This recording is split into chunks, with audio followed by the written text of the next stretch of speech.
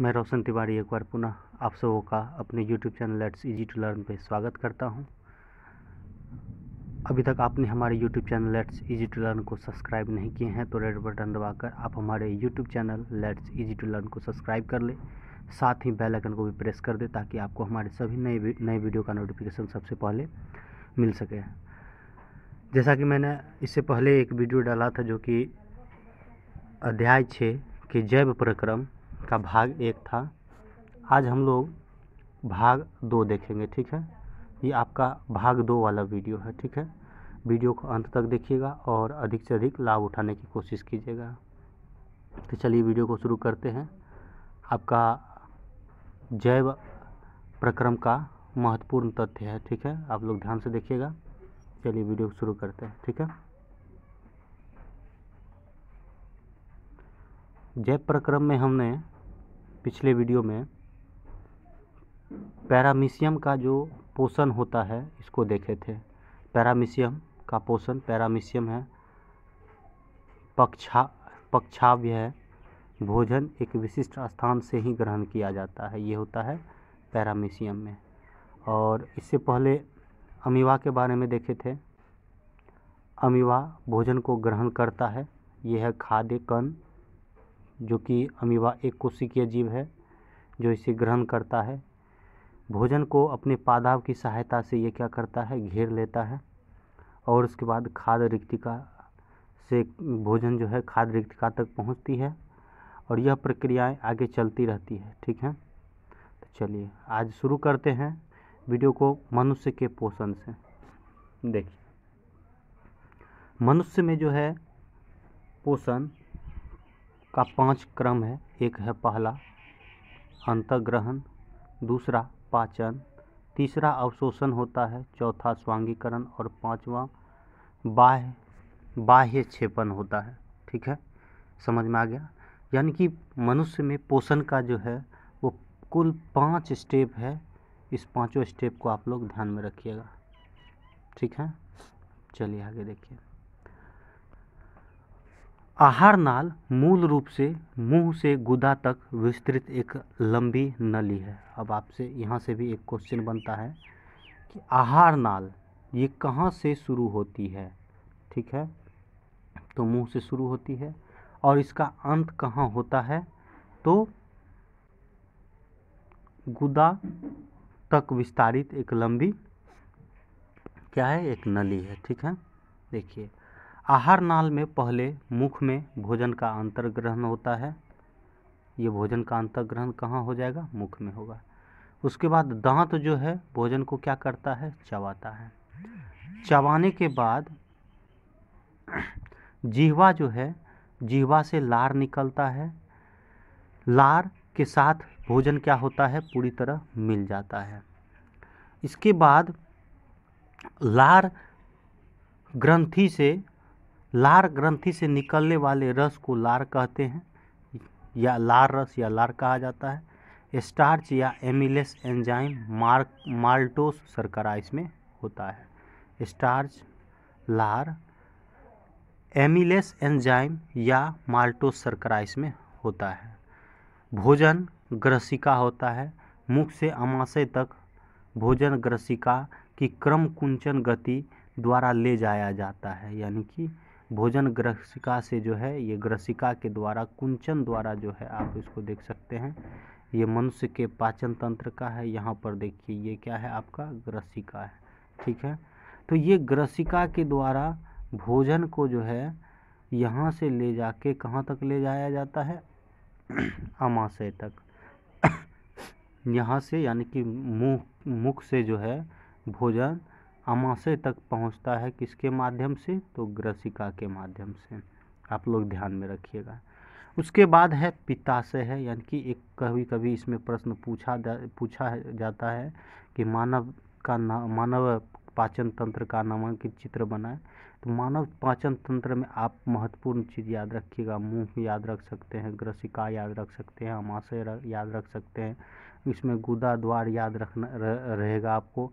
उसके बाद अग्न्याशय याद रखिएगा, बड़ी आंत छोटी आंत भी आप याद रख सकते हैं। ये बृहदांत यानी क्लोन जो है, और उसके बाद छोटी आंत भी इसमें है, यहाँ पर देखिए क्षुद्रांत है, तो ये हो गया आपको छोटी आंत। तो इसको आप लोग याद रखिएगा। ये कुछ जो है इम्पोर्टेंट चीज़ है। लीवर के बारे में भी यहाँ पर यकृत है, इसके बारे में भी ध्यान में रखना है, ठीक है। चलिए आगे देखते हैं। आगे इसी में दिया है, अब देखिए अभी आप इसमें देखे थे कि मुख में से शुरू होता है लार ग्रंथि, उसके बाद भोजन ग्रसिका होता है, ग्रसिका के बाद अमाशय में चलेंगे। अमाशय जो है इसमें जठर ग्रंथियाँ होती है, ये जठर ग्रंथियाँ, अमाशय को जठर ग्रंथियाँ भी कहा जाता है। इसमें 3 प्रकार के होते हैं, पेप्सिन, हाइड्रोक्लोरिक और श्लेष्मा होता है। ये पाचक एंजाइम होता है, ये जो होता है क्या है, ये पेप्सिन क्या है, पाचक एंजाइम जो कि प्रोटीन का पाचन करता है, ठीक है, ध्यान रखिएगा। अमाशय में ये पेप्सिन होता है, पेप्सिन जो है ये पाचक एंजाइम है जो प्रोटीन का क्या करता है, पाचन करता है। हाइड्रोक्लोरिक अम्ल जो है, ये हाइड्रोक्लोरिक अम्ल ये अम्लीय माध्यम तैयार करता है जो पेप्सिन की क्रिया में सहायक होता है। और उसके बाद है आपका श्लेष्मा, ये श्लेष्मा जो है अमाशय के आंतरिक स्तर की अम्ल से रक्षा करता है, यानी अमाशय के आंतरिक स्तर में जो अम्ल होता है उससे जो है आंतरिक स्तर की रक्षा करता है। आगे देखिएगा क्षुद्रांत, क्षुद्रांत में जो है वो आंत रस आ जाएगा। आंत रस में कार्बोहाइड्रेट, इस ग्लूकोज में वसा जो है, इसके वसा और अम्ल, ग्लिसरॉल में प्रोटीन, अम्ल जो है अमीनो अम्ल में बदलता है। यकृत तथा अग्न्याशय से स्रावन प्राप्त करती है यकृत। उसके बाद देखिएगा इसी में यकृत पित्तरस से पित्त लवण बनता है और वसा पित्त लवण से वसा बनता है, ठीक है। इस तरह से अग्न्याशय रस में एमिलेस एंजाइम, ट्रिप्सन एंजाइम, इस तरह से प्रोटीन, पेप्टोन्स, वसा अम्ल और ग्लूकोज जो है, स्टार्च जो है ये ग्लूकोज बनता है। दार्घ रोम होता है, शोषण की सतही है, क्षेत्रफल बढ़ता है। आगे देखिएगा बृहदांत, तो देखिए बृहदांत के बारे में यहाँ पर आप देख रहे हैं बड़ी आंत के बारे में, ये है बड़ी आंत, इसके बारे में देखते हैं बृहदांत क्या है। तो देखिए बृहदांत है, इसमें जो है बृहदांत में जल का अवशोषण होता है और व्रजीय पदार्थ गुदा द्वारा शरीर से बाहर कर दिया जाता है। यानी कि बड़ी आंत में जो है, ये बड़ी आंत में जल का अवशोषण कहाँ होता है, तो याद रखिएगा बड़ी आंत में होता है और व्रजीय पदार्थ गुहा द्वारा शरीर से बाहर निकाल दिया जाता है, ठीक है, समझ में आ गया। चलिए याद रखिएगा इसको, काफ़ी इंपॉर्टेंट है, जल का अवशोषण कहाँ पर होता है। आगे इसी के बारे में आगे और दिया हुआ है, देखिए श्वसन क्या है। तो देखिए यहाँ पर है, श्वसन प्रक्रम के दौरान ग्रहण की गई खाद्य सामग्री का उपयोग कोशिका में होता है। यानी कि श्वसन प्रक्रिया के प्रक्रम जो होता है इसके दौरान खाद्य सामग्री का उपयोग जो है कोशिका में होता है, जिससे जैव प्रक्रमों के लिए ऊर्जा प्राप्त होती है। यानी श्वसन के द्वारा ही ऊर्जा मुक्त होता है और उसके बाद क्या होता है, शरीर को कार्य करने के लिए ऊर्जा प्राप्त होती है। ऊर्जा उत्पादन के लिए कोशिकाओं में भोजन के विखंडन की कोशिकीय श्वसन कहते हैं, ठीक है, इस समझ में आ गया। आगे देखिए इसी में आप लोग यहाँ देखते होंगे विभिन्न पथों द्वारा ग्लूकोज का जो विखंडन होता है। देखिए ये ग्लूकोज है आपका, भोजन के दौरान जो आपको ग्लूकोज बना, ग्लूकोज से अब जो ऊर्जा मुक्त होगा, तो यहाँ पर देखिए ये पायरूवेट है, ऊर्जा प्लस ऊर्जा है, इस तरह से अभिक्रिया होता है। चलिए आगे देखिए, आगे है श्वसन। देखिए श्वसन 2 प्रकार के होते हैं, इसको ध्यान में रखिएगा, ये प्रश्न पूछा जाता है, काफ़ी आसान भी है, आप आसानी से इसको याद भी कर सकते हैं। श्वसन 2 प्रकार का है, एक तो है आपका है वायवीय श्वसन। वायवीय श्वसन जो वायु की उपस्थिति में होगा, समझ में आ गया, यानी जो वायु की उपस्थिति में होगा उसे वायवीय श्वसन कहेंगे। ग्लूकोज का पूर्ण अपचयन होता है, कार्बन डाइऑक्साइड, पानी और ऊर्जा मुक्त होता है। यह कोशिका द्रव व माइटोकॉन्ड्रिया में होता है, अधिक ऊर्जा उत्पन्न होती है। यानी कि वायवीय श्वसन में जो है ऊर्जा अधिक मुक्त होगी, ये वायु की उपस्थिति में होगी, ग्लूकोज का पूर्ण अपचयन होगा और यह कहाँ पर होता है, कोशिका द्रव और माइटोकॉन्ड्रिया में होता है, समझ में आ गया। ठीक इसी प्रकार आप लोग ध्यान में रखिएगा अवायवीय श्वसन, जस्ट इसका उल्टा, यानी कि वायु की अनुपस्थिति में होगा, ग्लूकोज का इसमें अपूर्ण अपचयन होता है जिसमें कि एथेनॉल, लैक्टिक अम्ल और कार्बन डाइऑक्साइड ऊर्जा मुक्त होता है। यह केवल कोशिका द्रव में होता है। इसमें ध्यान रखिएगा, माइटोकॉन्ड्रिया में और कोशिका द्रव दोनों में होता है। ये केवल कोशिका द्रव में होता है। इसमें कम ऊर्जा उत्पन्न होता है और यह यीस्ट में होता है। उदाहरण के लिए यीस्ट। समझ में आ गया? चलिए आगे देखते हैं। आगे है मानव का श्वसन तंत्र। मानव का श्वसन तंत्र जो है, ध्यान में रखिएगा, श्वसन तंत्र में नाक द्वार जो है ये आपका इम्पोर्टेंट है। यहाँ पर आप नाक द्वार को देख रहे होंगे।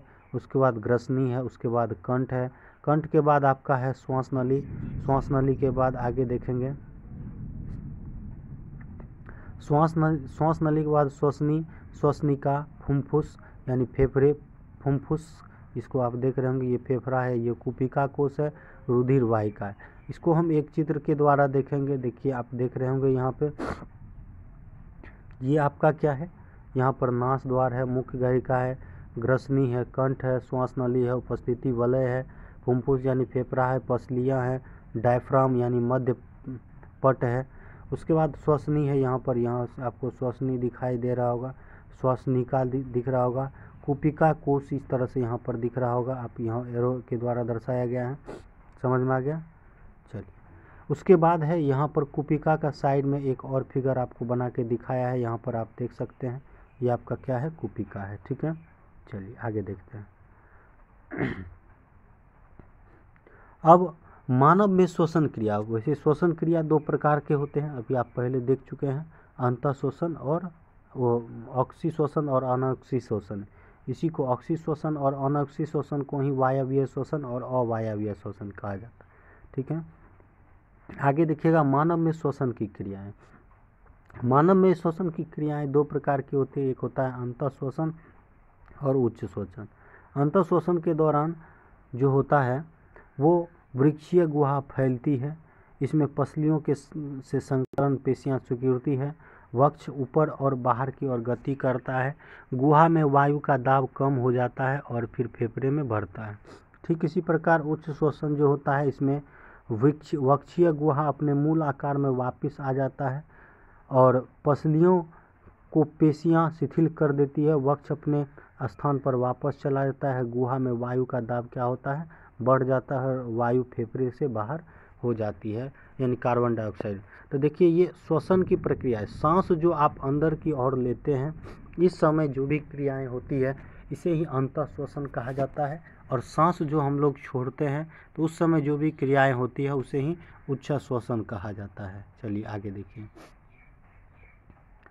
अंतः श्वसन द्वारा वायुमंडल से गैस अंदर ले जाना और उच्च श्वसन द्वारा फेफड़ों में वायु का गैस को बाहर निकालना। स्थलीय श्वसन, स्थलीय जीव जो है श्वसन के लिए वायुमंडल से ऑक्सीजन का उपयोग करते हैं। जो जीव जल में रहते हैं वो जल में विलय ऑक्सीजन का उपयोग सांस लेने के लिए करते हैं। ठीक है, समझ में आ गया? चलिए आगे देखिए।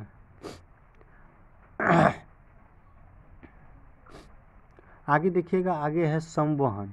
संवहन क्या है?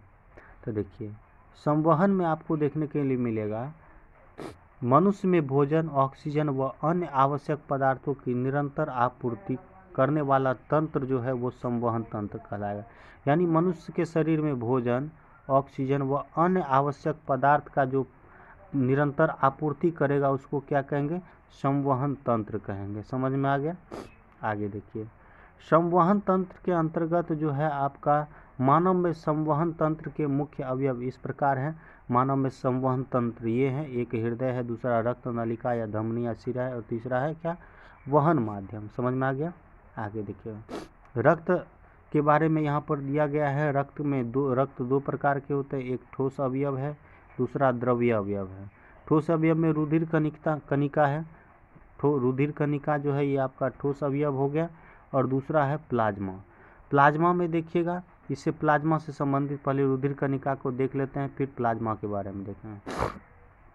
रुधिर कणिका में दिया हुआ है, रुधिर कणिका 3 प्रकार के होते हैं, एक लाल रक्तकण, दूसरा श्वेत रक्तकण और तीसरा रक्त प्लेटलेट्स होता है। इसमें जो है O2 CO2 का वहन होता है। हीमोग्लोबिन रक्त को लाल कर देता है।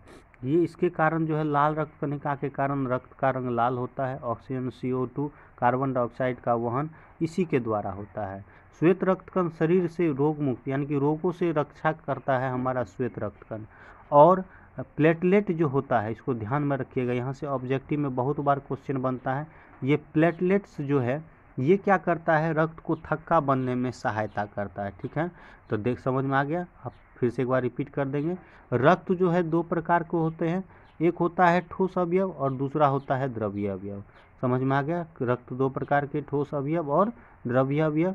रुधिर कणिकाएं हो गया ठोस अवयव, और द्रव जो है ये हो गया क्या, प्लाज्मा, ये क्या हो गया, द्रवीय अवयव। लाल रक्त कण, रुधिर कणिकाएं या फिर ठोस अवयव तीन प्रकार के होते हैं। आपका हो गया RBC, R, B और C होता है। समझ में आ गया। इसी के बाद WBC, इसी में आपको पूछ देगा WBC, वाइट ब्लड सेल। ठीक इसी प्रकार आगे होता है RBC, लाल रक्त कण, रेड ब्लड सेल, इसी प्रकार। ठीक है, समझ में आ गया। तो इस तरह से आप इसको ध्यान में रखिएगा, ये तीनों काफ़ी इम्पोर्टेंट है। चलिए आगे देखते हैं प्लाज्मा के बारे में। पीले रंग का तरल पदार्थ, इसमें 90% जल होता है तथा शेष अवयव जैविक प्लाज्मा प्रोटीन जैसे एल्बुमिन, ग्लोब्युलिन और अजैविक खनिज तत्व होते हैं। समझ में आ गया। प्लाज्मा में जो है को यहाँ से क्वेश्चन बनेगा, प्लाज्मा में 90% जल होता है, याद रखिएगा। ये काफ़ी गहराई वाला क्वेश्चन है, इसको ध्यान में रखिएगा। प्लाज्मा में 90% जल होता है तथा शेष अवयव जैसे जैविक प्लाज्मा प्रोटीन, एल्बुमिन और अजैविक में हो जाएगा खनिज तत्व होता है। समझ में आ गया। चलिए, ये पीले रंग का तरल पदार्थ होता है, प्लाज्मा का रंग पीला होता है, ये पीले रंग का क्या है, तरल पदार्थ है। आगे है आपका, देखिएगा रक्त वाहिका क्या है। ठीक है, रक्त वाहिका के बारे में देखेंगे तो देखिए, रक्त वाहिका दो प्रकार के होते हैं, एक है धमनी, दूसरा है शिरा। ठीक है, तो देखिए धमनी और शिरा में क्या अंतर है। ऑक्सीजन कृत रुधिर को हृदय से शरीर के विभिन्न अंगों तक ले जाती है। अपवाद में फुफ्फुस धमनी। धमनी की भित्ति मोटी व लचीली होती है, बल्ब नहीं होते, ये सतह नहीं होती, उसके नीचे ये सतही नहीं होती है, ऊतकों के नीचे पाई जाती है। और शिराएँ जो होता है, शिराएँ विभिन्न अंगों से ऑक्सीजनकृत रुधिर को एकत्र कर हृदय में वापस ले जाता है। देखिए यहाँ धमनी और शिरा क्या है। धमनी का कार्य होता है, देखिए ऑक्सीजनकृत यानी ऑक्सीजन से मिला हुआ रक्त जो होता है उसको शरीर के विभिन्न अंगों तक पहुंचाता है, ये धमनी का कार्य हो गया। जबकि शिरा क्या करेगा, वो जो ऑक्सीजन आपका जो ले लिया उसके बाद जो शेष ब्लड बचेगा, शरीर जो है ऑक्सीजन का आपका उपयोग कर लेगा, तो उसके बाद जो शेष बचेगा उसको ये पुनः क्या करता है, हृदय तक पहुंचाता है। समझ में आ गया। शिरा की भित्ति कम मोटी और लचीली होती है।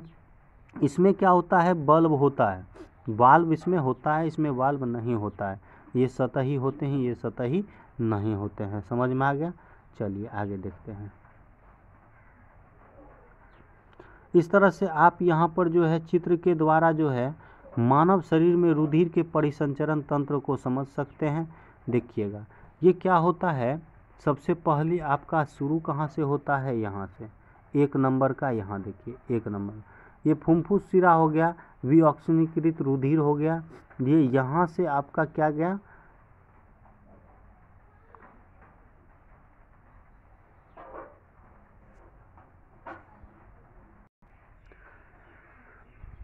तो यहाँ से क्या हुआ, वो ऑक्सीजन ग्रहण हुआ, ऑक्सीजन यहाँ से आपका ग्रहण किया गया। और उसके बाद क्या हुआ, ऑक्सीजन जब यहाँ से गया आपके हृदय के अंदर, तो ये बायां अलिंद से होते हुए बायां नीलय से होते हुए पुनः क्या हुआ, प्रमुख मुख्य धमनी से रुधिर ये शरीर के अंगों तक गया। शरीर के विभिन्न अंगों तक पहुँचने के बाद शरीर क्या करता है, ऑक्सीजन का उपयोग कर लेता है, और उसके बाद जो है इसको क्या करेगा, फिर इसको दायां अलिंद में भेज देगा। दायां अलिंद से दायां नीलय में, दायां नीलय से ये बाहर निकल के फुफ्फुस धमनी जो है फेफड़े से होते हुए पुनः जो है ये बाहर आ जाएगा। तो ये प्रक्रियाएं लगातार चलती रहती है। इसी प्रक्रिया को कहते हैं मानव शरीर, यानी कि रुधिर का परिसंचरण इस प्रकार शरीर में होता है। ठीक है, तो फिलहाल आपका ये वीडियो काफ़ी लंबा हो चुका है। कुछ और इम्पोर्टेंट पॉइंट्स बचा हुआ है, इसको भी देख लेते हैं। देखिएगा, मानव हृदय एक पंप की तरह होता है जो सारे शरीर में रुधिर का परिसंचरण करता है। अलिंद की अपेक्षा नीलय की पेशीय भित्ति मोटी होती है, क्योंकि नीलय को पूरे शरीर में अधिक रक्तचाप से रुधिर भेजना होता है। समझ में आ गया? चलिए, इसको याद रखिएगा। फिर से एक बार रिपीट कर देते हैं। मानव हृदय एक पंप की तरह होती है, एक पंप के समान कार्य करता है हृदय। ठीक है, समझ में आ गया? चलिए, जो सारे शरीर में रुधिर का परिसंचरण करता है, यह एक पंप की तरह होता है जो सारे शरीर में एक रक्त मतलब किसके समान रुधिर का परिसंचरण करता है। अलिंद की अपेक्षा नीलय की पेशीय भित्ति मोटी होती है। अलिंद और नीलय पढ़े थे, तो अलिंद की अपेक्षा होती है नीलय की पेशीय भित्ति क्या होती है? मोटी होती है, क्योंकि नीलय पूरे शरीर में अधिक रक्तचाप का रुधिर भेजता है। आप इसको चित्र के द्वारा यहाँ पर समझ सकते हैं। ये नीलय है, ये क्या है? अलिंद है। अलिंद की अपेक्षा इसकी जो ये सतह है ये क्या है? मोटी होती है, क्योंकि इसको पंप करके शरीर के विभिन्न भागों में क्या करना होता है? रुधिर को भेजना होता है। उसके बाद है, हृदय में उपस्थित वाल्व रुधिर प्रवाह को उल्टी दिशा में जाने से रोकता है। आपको हम एक वाल्व दिखाते हैं, एक मिनट। यहाँ पर जो है, यहाँ से आप इसको समझ सकते हैं। देखिए, यहाँ से ये अंदर गया, लेकिन ये बाहर नहीं जा पाएगा यहाँ से। ठीक है, ये बल्ब क्या होता है, जब अंदर आता है तो खुल जाता है और ये तुरंत बंद हो जाता है। ये जो बल्ब है ये तुरंत क्या होता है? बंद हो जाता है, जिसके कारण कि यहाँ से ऑक्सीजनीकृत जो होता है रुधिर वो आगे की ओर बढ़ जाता है। ठीक है, समझ में आ गया? चलिए आगे देखते हैं। लसिका क्या है? लसिका एक तरल उत्तक है जो रुधिर प्लाज्मा की तरह होता है। जो प्लाज्मा के बारे में अभी जो आप पढ़े थे, पीले रंग का होता है, उसकी तरह होता है, लेकिन इसमें अल्प मात्रा में प्रोटीन होता है। लसिका में क्या होता है? अल्प मात्रा में प्रोटीन होता है। लसिका वहन में सहायता करती है। पादपों में परिवहन दो प्रकार से होता है, यानी कि ये तो मनुष्यों के बारे में परिवहन अभी हम लोग पढ़े थे। अब हम लोग पादप के बारे में परिवहन पढ़ेंगे। तो पादप में परिवहन जो है दो प्रकार का, जाइलम और फ्लोएम से होता है। जाइलम क्या करता है? जड़ से खनिज लवण तथा जल को शरीर पौधे के पत्तियों तक पहुंचाता है। और फ्लोएम क्या करता है? जो भोजन पत्तियों में बनता है उसको पौधे के विभिन्न अंगों तक पहुंचाता है। समझ में आ गया? यानी कि जाइलम जो है, जौ से जाइलम है, जाइलम क्या करता है? जड़ से आपका जल तथा खनिज लवण को लेकर के पत्तियों तक पहुंचाएगा, ये जाइलम का कार्य है। और फ्लोएम क्या करेगा? पत्तियों में जो भोजन बनेगा उसको लेकर के कहाँ तक पहुंचाएगा? तो पौधे के विभिन्न भागों तक। समझ में आ गया? चलिए आगे देखिए। इसी के बारे में दिया होगा, जाइलम और फ्लोएम के बारे में, कोई ज़्यादा ही नहीं है। पादप तंत्र का एक अवयव है जो मृदा से जल तथा खनिज लवण का वहन करती है, जबकि फ्लोएम पत्तियों द्वारा जल प्रकाश संश्लेषित उत्पादों को पौधे के अन्य भागों तक वहन करती है। जड़ व मृदा के माध्यम से आयन का आदान प्रदान करती है। इस प्रकार देखिए, जल का अवशोषण एवं जड़ से पत्तियों तक जल का विलय खनिज लवण की ऊपरीमुखी गति के सहायक होती है। पौधे में ताप नियमन में सहायक होती है। भोजन तथा दूसरे पदार्थों का स्थानांतरण, पौधे प्रकाश संश्लेषण के विलय उत्पादकों का वहन स्थानांतरण कहलाता है, जो कि फ्लोएम द्वारा होता है स्थानांतरण पत्तियों की। सब यही चीज़ आपको बता दिए थे। ठीक है, अब मनुष्य में देखिए, उत्सर्जन वह जैव प्रक्रम जिसके द्वारा अपापचयी क्रियाओं में जन हानिकारक नाइट्रोजन युक्त पदार्थों का निष्कासन होता है, उत्सर्जन कहलाता है। एक कोशिकीय जीव इन अपशिष्ट पदार्थों को शरीर की सतह से जल में विसरित कर देती है। उसके बाद देखिएगा, मानव उत्सर्जन तंत्र उपस्थित मानव उत्सर्जन तंत्र में उपस्थित अंग ये है। जैसे देखिए एक जोड़ा वृक्क है, एक जोड़ा मूत्र वाहिनी है, एक मूत्राशय है, एक मूत्र मार्ग है। तो इस तरह से ये क्या है, उत्सर्जन अंग है। समझ में आ गया, ये 4 उत्सर्जन अंग है, आप इसके बारे में ध्यान से याद रखिएगा। उसके बाद और भी उत्सर्जन अंग के बाद यहाँ पर वृक्क में जो है मूत्र बनने के बाद मूत्र वाहिनी से क्या होता हुआ मूत्राशय में एकत्रित हो जाता है। मूत्र बनने का उद्देश्य रुधिर में वर्ज्य हानिकारक अपशिष्ट पदार्थों को छान कर क्या कर लेता है, बाहर कर लेता है। वृक्क में जो है मूत्र का निर्माण प्रक्रिया जो होता है वो इस प्रकार है। वृक्क की संरचना व क्रियात्मक इकाई वृक्काणु कहलाती है। वृक्काणु के एक भाग इस प्रकार है, कोशिका गुच्छ जो होता है, उसके बाद वोमन संपुष्टि है, नली कारक भाग है और संग्राहक वाहिनी है। वृक्क का उत्सर्जन इस प्रकार दिया हुआ है चित्र के द्वारा यहाँ पर, ठीक है। तो चलिए फिलहाल उसके बाद आपका कृत्रिम वृक्क है। कृत्रिम वृक्क जो है यह क्या होता है, इसको अपोहन कहते हैं। यह एक ऐसी युक्ति है जिसके द्वारा रोगियों में रुधिर में एक कृत्रिम वृक्क की मदद से नाइट्रोजन युक्त अपशिष्ट पदार्थों का जो है क्या करता है, निष्कासन किया जाता है। प्रायः एक स्वस्थ वयस्क में प्रतिदिन 180 लीटर आरंभिक निस्यंदन वृक्क होता है, जिसमें कि उत्सर्जित मूत्र का आयतन 1.2 लीटर होता है। शेष निस्कंदे इसमें जो होता है पुनः अवशोषित हो जाता है। तो चलिए यह फिलहाल उसके बाद पादप में उत्सर्जन के बारे में दिया हुआ है। पादप में वाष्पोत्सर्जन की प्रक्रिया द्वारा पादप अतिरिक्त जल से छुटकारा पाते हैं। बहुत से पादप अपशिष्ट पदार्थ कोशिकीय रेक्टिका में संचित कर रखते हैं। अन्य अपशिष्ट पदार्थों रेजिन तथा गोंद के रूप में जो है पुराने जाइलम में संचित रखते हैं। पादप कुछ अपशिष्ट पदार्थों को अपने आसपास मृदा में उत्सर्जित करते हैं। तो आज का हमारा यह वीडियो यहीं पर समाप्त होता है। आगे एक वीडियो इसी अभ्यास से संबंधित प्रश्नावली बनाकर अपलोड कर देंगे। आप लोग हमारे यूट्यूब चैनल पर यदि नए हैं तो आप हमारे YouTube channel Let's Easy to Learn को सब्सक्राइब कर अधिक से अधिक लाभ उठाएं और अच्छे प्रदर्शन करके बोर्ड में अच्छा अंक प्राप्त करें, यही हमारी कोशिश है। तो आज के लिए इतना ही, फिर एक नए वीडियो के साथ मिलते हैं। तब तक के लिए बाय बाय, टेक केयर, जय हिंद, जय भारत।